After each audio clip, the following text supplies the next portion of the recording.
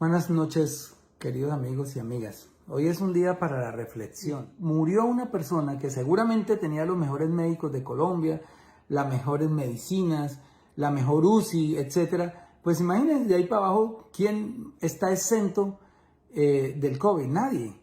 Y por eso la estadística, el 90% de los muertos por COVID, que hoy ya son 52.000, el 90% de los 52.000 colombianos muertos pertenecen a los estratos 1, 2 y 3. Es decir, el COVID está matando a los pobres y enriqueciendo a los ricos. De ese tamaño es nuestro nefasto sistema económico. Un sistema económico que ha hecho que los bancos y las grandes empresas se robustezcan, se llenen más de dinero del que tienen y los pobres se empobrezcan más y se mueran más. Hoy la pobreza ha crecido 17% en este gobierno. Y los ricos ganaron el año pasado 21 billones de pesos, los bancos, el sector financiero, 21 billones. Y los pobres, más desempleo. Las micro y pequeñas empresas sin asistencia del gobierno porque un decreto, un proyecto de ley votado por ellos mismos, por las mayorías del Congreso, no permitió que ellos tuvieran las ayudas que está dando el gobierno. Entonces, ¿qué podemos reflexionar de esto? Primero, tenemos un gobierno inepto. ¿Por qué? Porque han muerto en Colombia 52.000 personas. Esto no es un dato menor. Somos uno de los países con más muertos en el mundo y con más infectados. Hoy el mundo llegó a 102 millones de infectados. 100 millones 792.000 infectados. Y llegó a 2.164.000 muertos. Y Colombia tiene 2.041.000 infectados y 52.128 muertos. ¿Se habían podido evitar esas muertes? Yo creo que sí. ¿Por qué China tiene 3 muertos por millón de habitantes? China, que fue donde nació el virus. Ojo, en China nació el virus, fue el primer país azotado por el virus, no tenían experiencia que tenemos ya nosotros hoy de todo lo que han hecho en los otros países. ¿Por qué? Porque China tiene 1.439 millones de habitantes y tiene 4.600 muertos. Eso le da una tasa de 3 muertos por millón de habitantes. Colombia, la tasa de muertos en Colombia es de 1.018 personas por millón de habitantes. Entonces, miren la diferencia. China, 3 muertos por millón de habitantes. Colombia, 1.018 muertos por millón de habitantes. Pero si queremos hacer una comparación con un país que tenga nuestra misma población, pues vayamos a Corea del Sur. Corea del Sur tiene 51 millones de habitantes, exactamente los mismos habitantes que tiene Colombia hoy. Y allá han muerto 1.371 personas. ¿Por qué Corea, con la misma población y estando más cerca del epicentro de la pandemia, tiene 1.371 muertos y Colombia tiene 52.000 con la misma población? Porque aquí estamos en manos de un inepto que se llama Iván Duque, un inepto completo. Hizo todo al revés, cerró el aeropuerto tarde, sabiendo que ya el mundo estaba cerrando los aeropuertos con antelación, que estaba viniendo gente de vacaciones de Europa, que fue el epicentro de la pandemia después de China. No cerraba el aeropuerto y dejó que entrara el virus a Colombia y permitió que se expandiera. Eso es el primer error. Segundo error, no mandó a encerrar la gente. Digamos que la medida era buena, encerrar a la gente para que el virus no se expandiera, para poderle hacerle un cerco epidemiológico, pero no le dio una renta básica para vivir. Entonces la gente, cuando ya llevaba un mes encerrada, pues se lanzó a las calles a rebuscarse la plata para vivir, porque la gente aquí, casi el 60% de la gente vive en Colombia del rebusque, es informal, y tuvieron que salir. Y nosotros desde el Congreso suplicando una renta básica. Por favor, una renta básica. Que no hay plata, 1.000 billones de pesos le inyectaron al sector financiero para que se enriqueciera más. Y como consecuencia de eso, ¿qué hay? 4 millones de desempleados más, una banca y un sector financiero enriquecidos con el COVID, con todos los dineros que giró el Banco de la República, al 1,75 de intereses, ojo. El Banco de la República bajó los intereses para que los bancos a su vez bajaran los intereses a las empresas que le estaban prestando, y mentiras, no los bajaron. En enero de 2020 las tasas del Banco de la República valían 4.25 pesos, 4.25%, el interés de la plata que colocaba el Banco de la República a los bancos.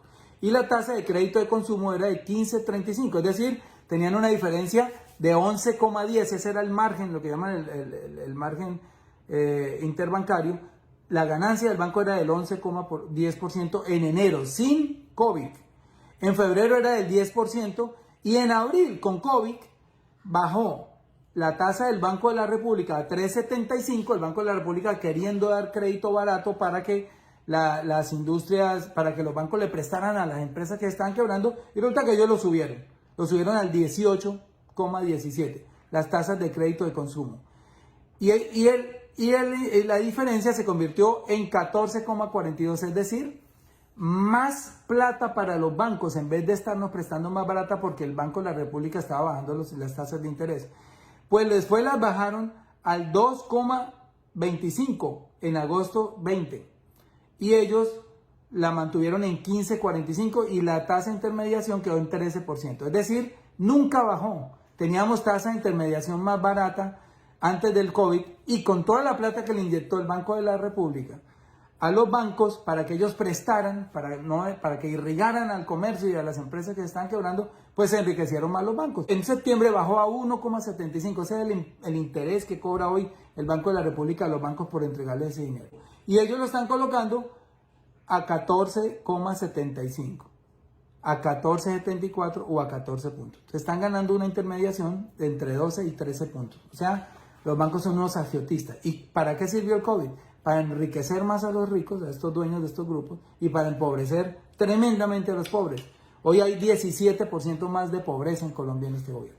Entonces, no obstante todos estos errores, vino el peor. Uno que sí ya no tiene perdón. Los demás pueden ser de interpretación. Ellos pueden decir que sí, que no, que primero la economía que la salud, que primero la economía que la vida, etc. Eso es una discusión que en el futuro se va a debatir y sabremos quién la gana. Pero hay una cosa que sí no tiene perdón y es la compra de las vacunas. Eso no tiene ninguna explicación, ninguna disculpa. ¿Por qué? Porque sí la pudieron comprar países más pobres y vecinos. No puede decir el señor es que todas las compraron en Estados Unidos, no fue que las acapararon en la Comunidad Europea, fue que las acaparó China y las acaparó Japón. No.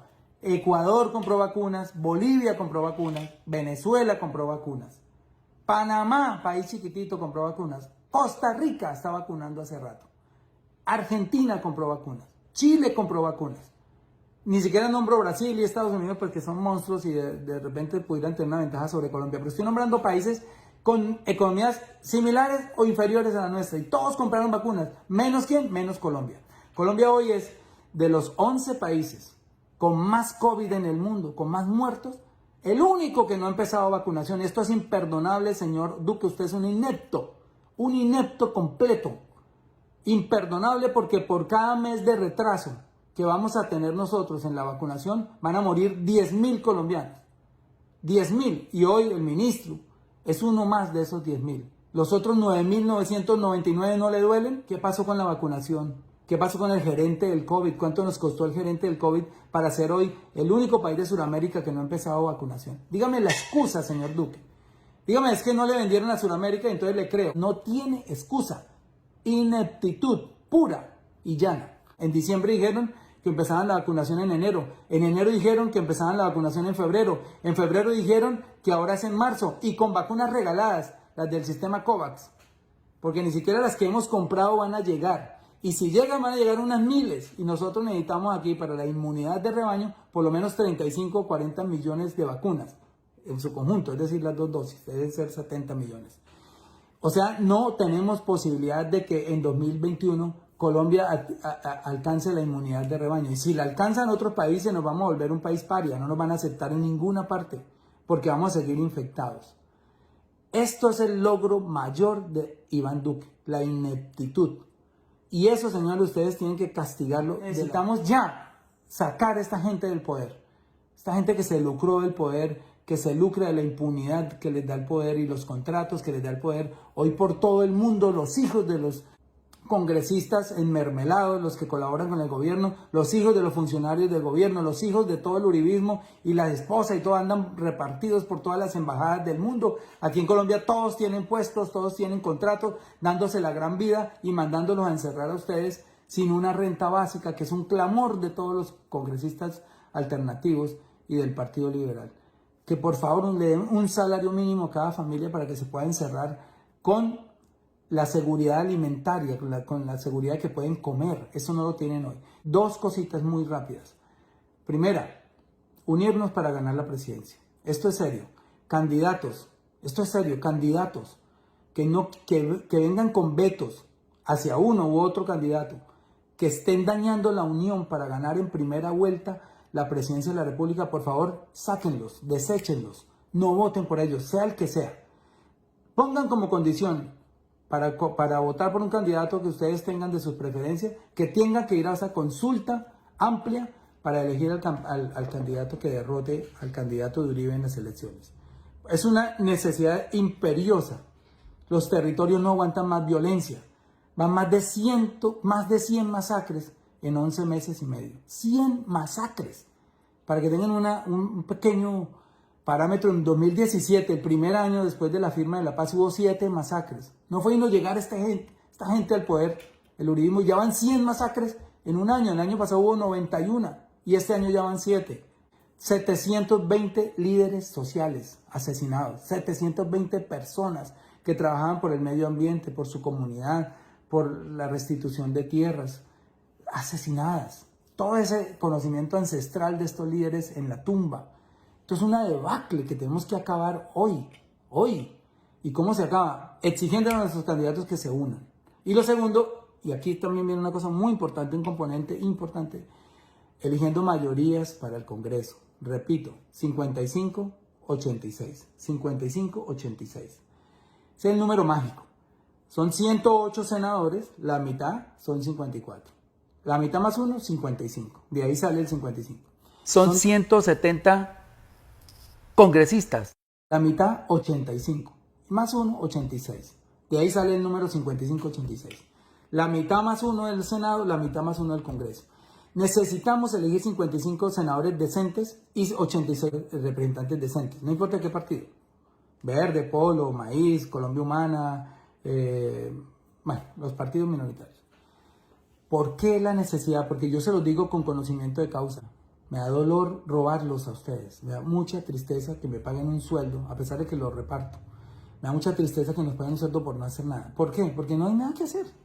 Esas mayorías apabullantes, corruptas, enmermeladas, que trabajan para un amo del dinero en Colombia, para los amos, para los contratistas que le financian sus campañas, nunca piensan en ustedes, nunca aprueban un proyecto para el pueblo. Porque están trabajando para sus jefes y no para ustedes. Ahí se rompe la democracia representativa. Entonces necesitamos 55 senadores que lleguen a ser la mayoría y voten por el que sea. Hay cantidad de nombres. Hoy no voy a dar nombres porque la vez pasada me puse a dar nombre y me metí en un lío tremendo porque pues se me olvidan algunos o algunos no me habían manifestado que querían ser candidatos, entonces pensaban que yo tenía preferencia. No, voten por el que quieran. Hay mucha gente buena, muchísima gente buena. Ustedes los conocen por sus hojas de vida, por sus actos, por lo que dicen, por sus discursos, por lo que escriben, por su comportamiento privado, etc. Ustedes ya saben quiénes son. Pero sí los hay, es más, puede salir 200 o 300 candidatos, pero necesitamos 55. Es una meta ambiciosa, pero se puede lograr con 5 millones de votos.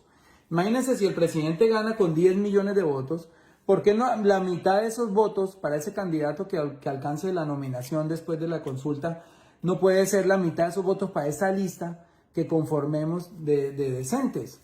¿Qué es una persona decente? Una persona decente es una que no financia su campaña con dineros privados, que no recibe plata de los grupos económicos, básicamente, porque en la financiación de los partidos surge la corrupción, que si yo recibo plata de un contratista, miren cuántos contratistas financiaron campañas, la MOE hizo ese ejercicio, han repartido los alcaldes Aredo más de 170 mil millones de pesos en contratos, esto es un dato de 2018, más de 170 mil millones de pesos en contratos a personas que financiaron sus campañas. No sé el dato de las gobernaciones, no sé el dato de los congresistas, pero son miles de millones de pesos. Y esto es una práctica que viene de tiempo atrás. Agroingreso Seguro, que es, digamos, de las pocas que se han castigado, le entregó subsidios regalados, dinero del Estado regalado a 34 aportantes de la campaña de Uribe y de Uribito, de Andrés Felipe Arias. O sea, tú me das ¿no? Para la campaña y yo te doy contratos. Eso hay que acabarlo. Entonces un candidato decente tiene que tener primero ese requisito, no recibir dinero de contratistas, ni de narcos, obviamente, ni de grupos políticos, de grupos económicos. Si alguien recibe plata de alguno de esos tres, que va a trabajar por ellos, por sus intereses, para pagarle la plata que le dieron, multiplicársela además, y no por ustedes. Y lo segundo, muy importante acá, y es que hay que acabar con la injusticia de los salarios del Congreso.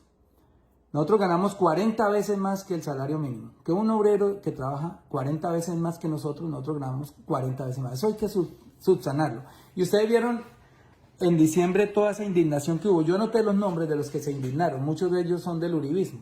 En marzo vuelvo a presentar el proyecto de ley que se llama pago por sesión. El pago por sesión subsana dos injusticias. Uno, el alto salario. Me parece que 35 millones de pesos. Por ir 2 veces a la semana es demasiado dinero, pero no solamente son 2 veces a la semana, por ir 8 meses al año. El año tiene 12 meses y a nosotros nos pagan una prima de servicios de otro mes, es decir, recibimos 13 salarios al año por ir 8 meses. Eso hay que corregirlo.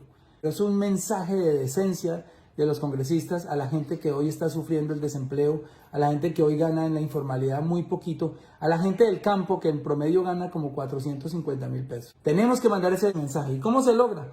Con el pago por sesión, como hoy sesiona el Consejo de Bogotá. Van 6 días, 6 días les pagan. Van 11 meses, 11 meses les pagan. Ningún candidato que no se comprometa con eso, voten por él. Y yo, que quiero apoyar muchos senadores, muchos representantes, incluso si quieren por mí no voten, no necesito. Les voy a dar nombres de muchas personas por quién votar, porque ya las he analizado y tal. Esas personas que quieren que yo los apoye, tienen que comprometerse con el pago por sesión. Es un requisito y a no recibir plata de estos tres, contratistas, narcos ni cacaos. Y ahí vamos a conformar un congreso con unas mayorías excelentes. En 4 años va a haber una época dorada de este país donde vamos a hacer las grandes reformas que hemos venido ofreciendo. Y caso contrario, si no tenemos esas mayorías, puede ganar Petro, puede ganar el mejor candidato, el más preparado, el más sabio, el que más sepa, el que tenga más experiencia, y de nada sirve si no tiene unas mayorías en el Congreso. Es más, lo pueden tumbar muy rápido, porque le montan un proceso en la Comisión de Acusaciones de la Cámara, con mayorías de ellos y lo tumban. Tenemos que ganar las mayorías, métanse en la cabeza ese chip 55-86, 55-86. Sin esas mayorías no hay nada que hacer, este país seguirá igual. En fin, quería decirles eso, por favor, cuídense mucho. El COVID ya demostró que no respeta estrato social, no respeta posición, ni títulos, ni color, ni raza, ni nada. Nos mata a todos. Cuídense mucho, el autocuidado está por encima de lo que decreten los alcaldes y los gobernadores en sus territorios. Cada uno cuídese, porque estamos en manos del gobierno más inepto de la historia, con decirles que más inepto que el de Andrés Pastrana, y eso ya es mucho decir. Imperdonable que nos tenga sin vacunas cuando ya casi todos los vecinos tienen y cuando casi todo el mundo empezó vacunación. Eso sí no tiene disculpa alguna.